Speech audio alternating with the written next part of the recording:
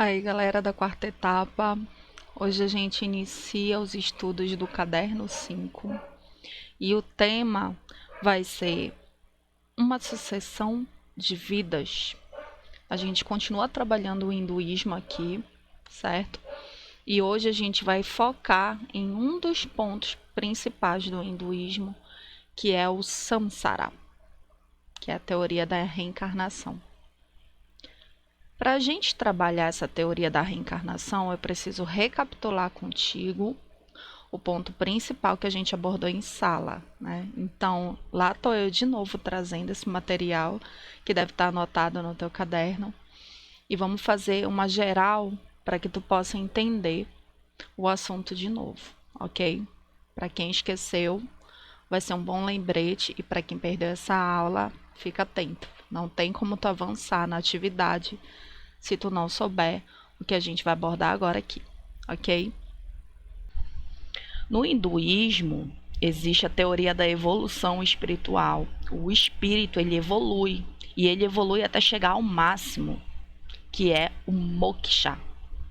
A evolução espiritual ao máximo, eles chamam de moksha. Quando o ser humano atinge essa evolução espiritual, né, transcende a parte física. O estado de espírito se liberta, inclusive, do corpo. E é numa situação como essa, por exemplo, que os hinduístas reconhecem que Cristo alcançou o moksha, assim como eles também reconhecem que Buda, Siddhartha, alcançou o moksha. Só para te dar um exemplo de que dentro na filosofia hindu, eles reconhecem que qualquer outra esfera da humanidade, de qualquer outra religião, pode alcançar o moksha. Então, esse ápice da evolução espiritual, ele só ocorre quando a pessoa alcança o Dharma. O que é o Dharma? É o saber viver corretamente.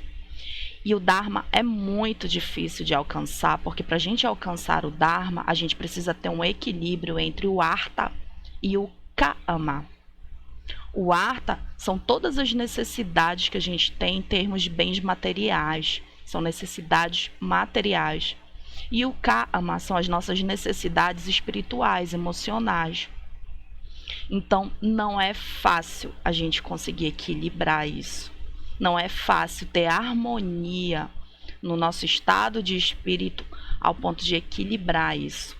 E isso é muito, principalmente na nossa sociedade hoje, que tem a questão do consumo, tem a questão de que os bens materiais estão muito ligados ao status, e o status também mexe com o teu lado emocional, né? Então, não é fácil, não é à toa que para os hinduístas, eles acreditam também na teoria da reencarnação. Porque é tão difícil viver em Dharma, é tão difícil viver corretamente, que o ser humano precisa de várias vidas para conseguir isso. Só que quando ele vai para uma nova vida, quando ele não consegue viver em Dharma nesta vida e ele vai para a próxima, ele vai carregando saldos negativos, digamos assim. Ele vai carregando coisas que ele fez na vida anterior. É o que chamam de karma. Por isso que às vezes a gente ouvia as pessoas falando: esse menino é um karma na minha vida. Mas se falava por quê? Porque era como se fosse algo de uma vida passada, como se fosse um peso, como se fosse algo que se tivesse a pagar, um débito que se tivesse a quitar. Mas para os hinduístas isso é a lei do retorno. Eles acreditam que o que você fez vai voltar para você. Isso vai fazer parte da tua vida, da tua evolução espiritual. Então é nesse sentido, galera, que atua a questão das várias vidas, tá? Porque é tão difícil viver em artha, em karma equilibrado, que vai precisar de muitas vidas para isso. E quantas vidas forem necessárias, assim vai ser feito, tá? Até que o indivíduo, até que esse espírito alcance o moksha. É com base nessa linha de pensamento que a gente vai trabalhar a atividade. A atividade, ela vem com um texto de apoio. E o texto de apoio, o título é Além da Morte, tá? Aqui tem trechos que se relacionam ao hinduísmo. E a gente vai ver alguns pontos que esse texto aborda, ok?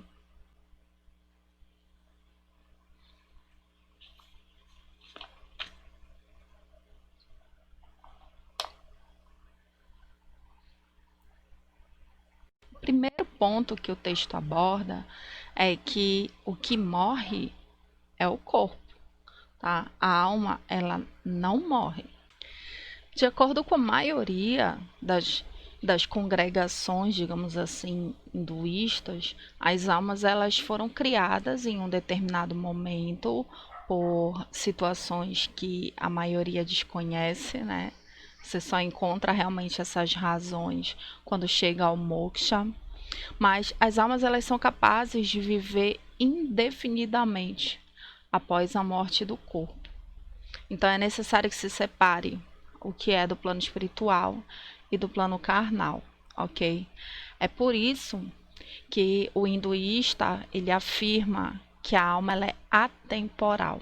Ela não vive o tempo do planeta, ela não vive o tempo do corpo, tá? Vai parar além do tempo, certo? Um outro ponto aí que nos chama a atenção é de que a alma ela pode se separar do corpo, tá? A alma, o espírito, por não ser algo físico, ela pode se separar do corpo.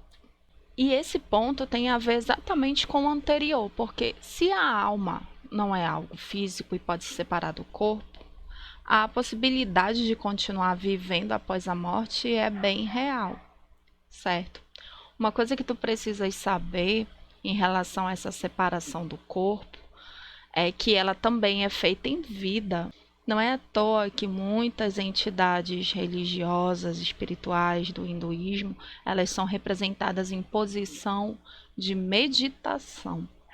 Por que isso? A meditação, ela é uma forma de transcender, tá? A meditação, ela faz com que o espírito consiga o alcance transcendental. Transcender significa isso, galera. Ir além. E além do estágio físico, lógico, né?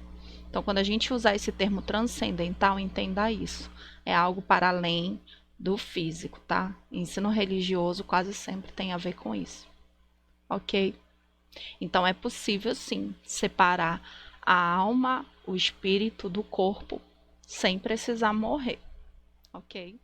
Um outro ponto aí, tá? É que apesar da alma, do espírito não ser algo físico, ele assume a forma física. E aqui tem um trecho de um texto sagrado que é o Bhagavad Gita, que diz assim: assim como uma pessoa veste roupas novas e joga fora as roupas antigas e rasgadas, uma alma encarnada entra em novos corpos materiais, abandonando os antigos. Uma coisa bem simples, né? Mas olha só como desassocia a alma, o espírito de algo físico, mas diz que ela assume uma forma, certo? E é como se fosse uma casca. Eles usam muito esse termo no hinduísmo, em várias congregações, na verdade, que acreditam na reencarnação. Eles falam bastante sobre o corpo ser a casca, digamos assim.